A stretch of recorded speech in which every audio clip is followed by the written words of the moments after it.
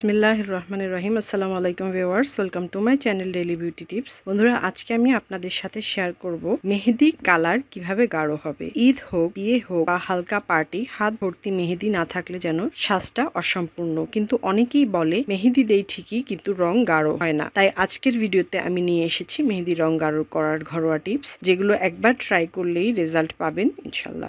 চলুন একে একে দেখে নিই। মেহেদি দেওয়ার আগে হাত পরিষ্কার করুন। হ্যাঁ, সাবান দিয়ে ভালোভাবে হাত ধুয়ে নেবেন যেন হাতে তেল, ক্রিম বা ময়লা না থাকে, এতে রং ভালো আসে না। 2. ইউক্যালিপটাস অয়েল ব্যবহার করুন। মেহেদি লাগানোর আগে হাতে ইউক্যালিপটাস অয়েল ব্যবহার করে নিতে পারেন, এতে রং গাঢ় হয়। 3. 1 চামচ কফি পাউডার মেহেদি পাউডারের সঙ্গে মিশিয়ে আপনি পেস্ট তৈরি করে ওই পেস্ট যদি হাতে লাগান তাহলে রং গাঢ় হতে পারে। চা পাতার পানি দিয়ে মেহেদি বানান। মেহেদি পেস্টটি তৈরি করার সময় আপনি চা পাতার লিকার অনেক গাঢ় করে জাল দিয়ে নিয়ে তারপর সেটা ঠান্ডা ওই লিকারে মেহেদি পাউডার গুলিয়ে নিয়ে ওই মেহেদি হাতে লাগালেও কিন্তু অনেক ভালো কালার আসে। লেবু এবং চিনি মিশিয়ে তুলোতে লাগান। মেহেদি শুকিয়ে গেলে তুলো দিয়ে লেবু এবং চিনি মিশ্রণ পানিটি ওই স্থানে লাগিয়ে রেখে দিন। শুকিয়ে গেলে পরে নরমাল পানি দিয়ে ধুয়ে ফেলবেন, এতে রং অনেক গাঢ় হয়। মেহেদি 6 থেকে 8 ঘন্টা রাখুন। অন্তত 6 থেকে 8 ঘন্টা রাখার চেষ্টা করুন, বিশেষ করে রাতের বেলা দিয়ে ঘুমিয়ে গিয়ে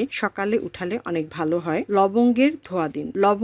লবঙ্গ গরম করে তার ধোয়ার মধ্যে হাত ধরে রাখলে মেহেদির রং গাঢ় ও চকচকে হয়, তবে অবশ্যই সাবধানে দেবেন যেন হাত পুড়ে না যায়। প্লাস্টিকের র্যাপ বা মোজা পেঁচিয়ে ঘাম তৈরি করুন। অনেকে প্লাস্টিকের র্যাপ বা মোজা ব্যবহার করে হাতে পেঁচিয়ে রাখে যেন হাতটা গরম থাকে, এতে মেহেদির রং ভালো আসে। মেহেদি শুকিয়ে গেলে ঘষে ঘষে তুলে ফেলুন। পানি বা সাবান এ ধরনের কিছু ব্যবহার না করাই ভালো। 12 ঘন্টা পরে এরপর পানি দিয়ে ধুলে রং অনেক গাঢ় থাকবে। হাত গরম রাখার চেষ্টা করুন। যদি হাত গরম থাকে তাহলে মেহেদির রং ভালো আসে। ভালো ব্র্যান্ডের মেহেদি ব্যবহার করুন। বাজারে যেসব ভালো ব্র্যান্ডের মেহেদি আছে, যেমন কাবেরি বা লিজান, এ ধরনের ভালো ব্র্যান্ডের মেহেদিগুলা ব্যবহার করুন, এতে কালার ভালো আসবে। এছাড়াও অনেকে মেহেদির পেস্ট তৈরি করার সময় চুন লাগিয়ে নেয়, তারপর সেটা উঠানোর পরে ওই স্থানে মেহেদি লাগালে মেহেদির রং গাঢ় হয়। তো এই টিপস গুলো ফলো করে দেখতে পারেন, মেহেদির রং গাঢ় হবে। তো এই ছিল ঘরোয়া মেহেদি টিপস, রং গাঢ়, লাল আর অনেকক্ষণ স্থায়ী হওয়ার জন্য। আপনার সবচেয়ে প্রিয় টিপস কোনটি নিচে কমেন্ট করে লিখে জানাবেন। ভিডিও ভালো লাগলে লাইক দিন, শেয়ার করুন আর সাবস্ক্রাইব করতে ভুলবেন না ডেইলি বিউটি টিপস চ্যানেলটি।